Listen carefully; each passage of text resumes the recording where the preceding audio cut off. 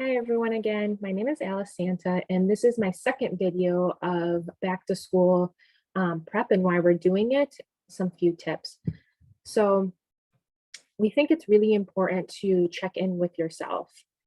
As caregivers, we tend to focus a lot on our children and the things around us. And so we really want to be able to check in with ourselves and how we're doing, how we're feeling. When children go back to school, it often means changes for everyone's schedule in the family, not just the children. Caregivers need to be able to change their routine, and that might have an impact on themselves. They might feel excited, they might have some fear and concerns around this.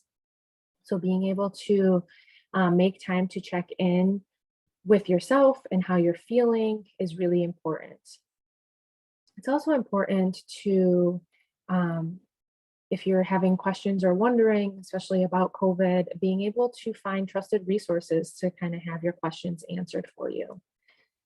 And most of all, it's super important to take care of yourself during that time.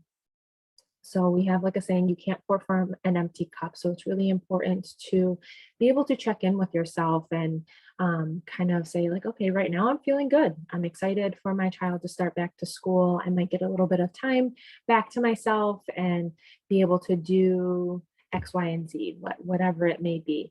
But there, may also have multiple different emotions like excitement, and you're just a little bit scared and worried, and that's totally normal.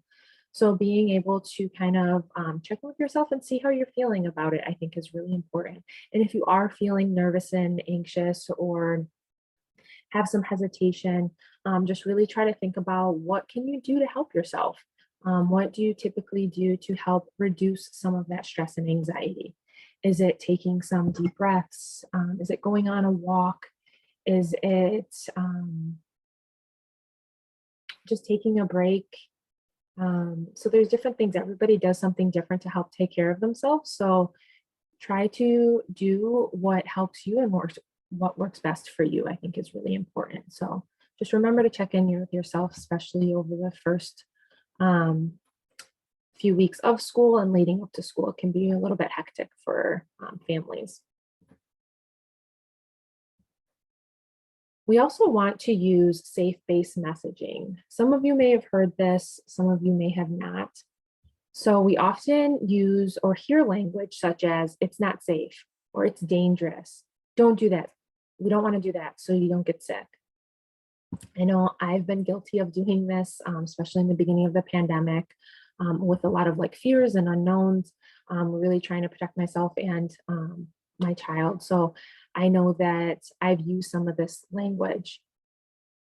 While the intention behind this message is good, a person's brain might hear that things are unsafe and dangerous and unhealthy, which can make them feel anxious. So try using safe-based messaging to create safety and decrease anxiety. And that safe-based messaging might look like washing our hands and wearing masks helps keep us safe and healthy. Schools have things in place to help keep them safe. So it's really trying to take that fear out of it. And if there is some fear or anxiety around yourself and your child, we can say that, at Starfish, we have you wear your mask, you wash your hands, and we're doing all this stuff to keep ourselves safe and everybody else around us safe.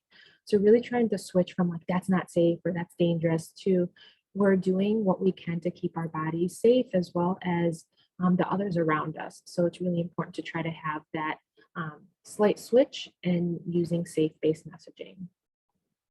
So I'm going to do another video after this, and that's really going to go over acknowledging your child's feelings and how to help them get ready for school.